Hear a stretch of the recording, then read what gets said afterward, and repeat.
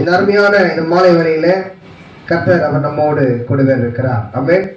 இன்று நாம் தெரிந்து கொள்ள போகிற கவனிங்க, இன்று நாம் தெரிந்து கொள்ள போகிற வேத பகுதி மத்தேயு 25:21.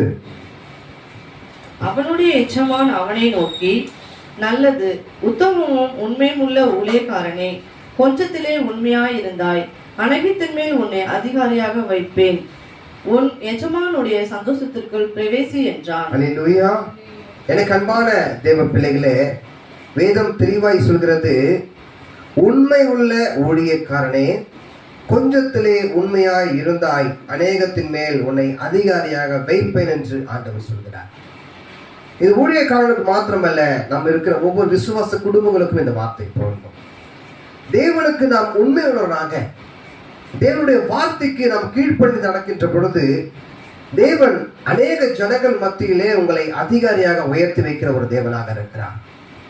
அவருடைய வார்த்தைக்கு நீங்கள் முக்கியத்துவம் கொடுத்து, கர்த்தரை நான் முழுமையாக நம்புகிறேன், அவர் ஒருவரே எனக்கு சகாயர் என்று சொல்லி விசுவாசத்தின் அடிப்படையிலே நீங்கள் வாழ்கின்ற பொழுது, என் ஆண்டவர் உங்களை ஒரு எஜமானாக உயர்த்துகிறார், ஒரு ஓனரா ஆண்டவர் உயர்த்துறார்.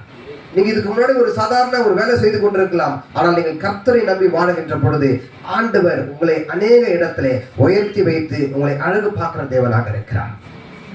அநேக வார்த்தைகள் சொல்கிறது, வேதம் சொல்கிறது, தெளிவாய் சொல்கிறது, உனக்கு விரோதமாய் உருவாக்கப்படும் எந்த ஒரு ஆயுதமும் அது வாய்க்காமலே போகும். ஏன்னா நீங்க கர்த்தரை நம்பி இருக்கிறபடியாலே.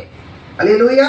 அது மாத்திரமல்ல, ஆண்டவர் என்ன செய்வார்னா, உங்களுக்கு விரோதமாய் எழும்புகிற சத்துருக்கள் மத்தியிலே உங்களுடைய தலை எண்ணெயாலே அபிஷேகம் பண்ணி உங்களை ராஜாக்கள் மத்தியிலே ஆண்டவர் உட்கார வைத்து அழகு பார்க்கிற தேவனாக இருக்கிறார்.